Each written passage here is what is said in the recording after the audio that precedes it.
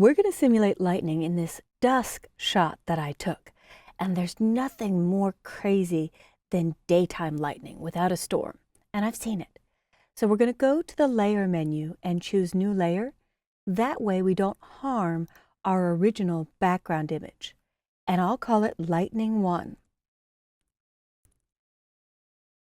When I click OK, there's a few steps to this.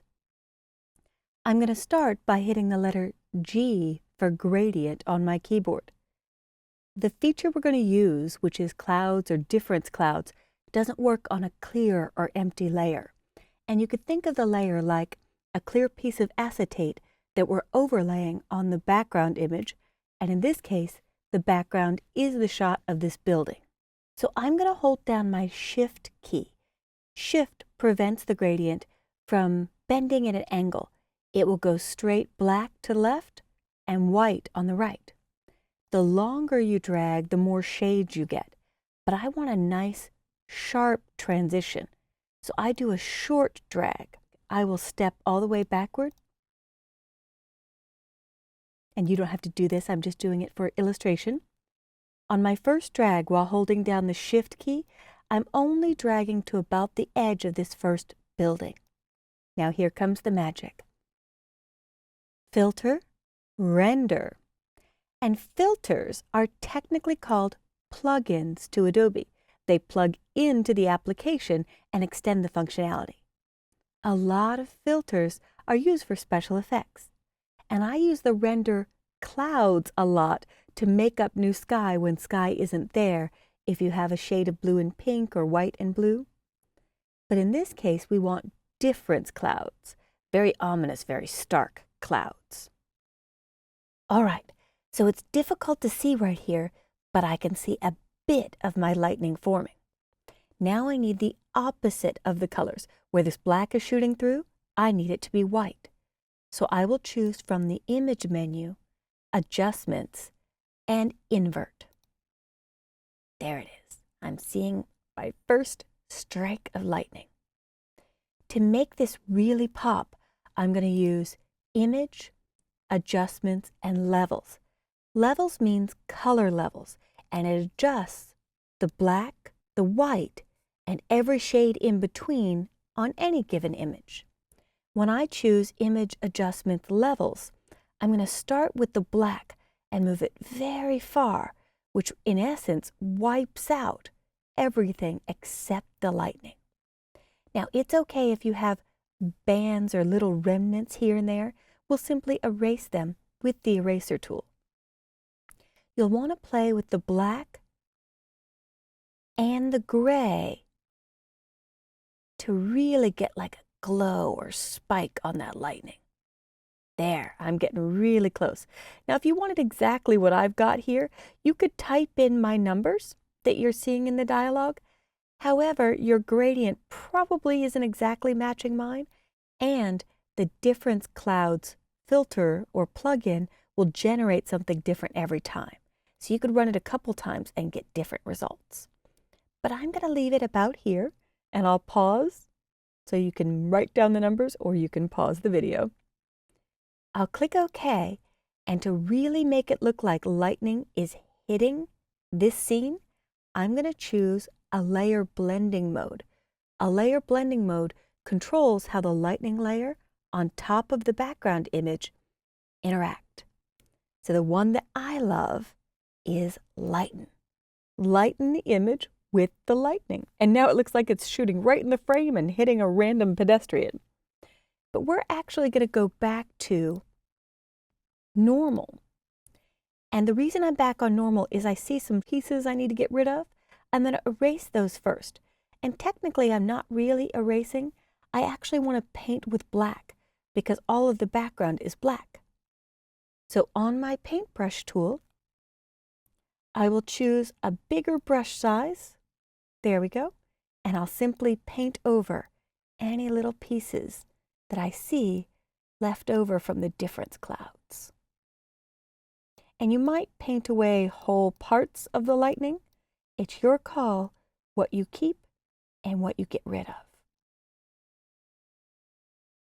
And I'm careful not to get too close to the edge because I don't really want to see a hard brush line here where I've cleaned up. All right.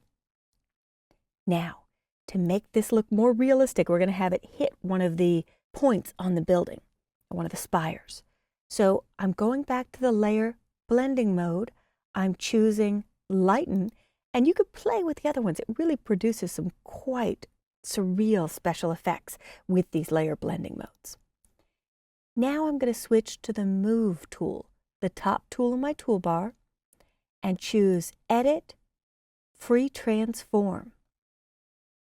And with Edit, Free Transform, I can move this up, and I could decide to hit that spire or this spire. I think I'll go for the one in the background. It looks more like that could happen right in front of me. And if I wanted to scale it at all, I could stretch it, make it bigger or smaller. If you don't hold down the Shift key, it disproportionately scales, but that's okay. Lightning can look all kinds of wacky ways. And if I move a hair to the outside, I can rotate. The rotate shows you kind of a bent arrow, and then move it back into position. But I have to be careful. This doesn't look realistic, the lightning coming in front of me in the building. So you want to make sure that your lightning stays in the background. And there are more tricks to get this to align better, but I'm just going to scale it down, rotate a little bit more, and make sure my lightning doesn't hit the building. In fact, if I'm happy with this and I press Return or Enter or double click to make it look more realistic, I can go back to my paintbrush tool and just erase away. But it's fading a little bit here, so if I undo and use a much smaller brush and click away in what I call the safety area, right here is the safety zone, then it will look like the lightning is striking behind the building. Now I'm going to pause the video for a moment and add a couple more layers for more hits of lightning on the same spire, and when I resume, you'll see those new layers added. If you want to do this yourself, you're just going to start with Layer, New Layer, and repeat the steps I did earlier, doing a gradient, running Filter, Render, Difference Clouds, going to your Image menu, choosing Adjustments and Invert, and then finish it off with Image Adjustments Levels. And the last step is your layer blending mode of Lighten. So I'm pausing now, and when I resume, you'll see a much cooler shot. All right, as we come back, you'll notice I've built 4 different layers, and I'll correct that last name. So I've created several different spikes coming off of one piece of lightning, and then one that kind of shot directly down. And for the last touch for this ominous piece of lightning, you could run down at the bottom of your layers panel a levels on the whole image. If I choose levels in properties, I can make everything darker and everything in the middle a little bit darker. And now it's starting to get very foreboding or very ominous. And all of these are non-destructive edits. I could turn on and off each piece of lightning by clicking the eye icon to the left. So I'm going to leave it with this dark shot, and I would like you to see if you could find a partially dark image of yours, but you could always make it darker, and use the filter, which is technically a plug-in of difference clouds, in order to create this lightning. Good luck.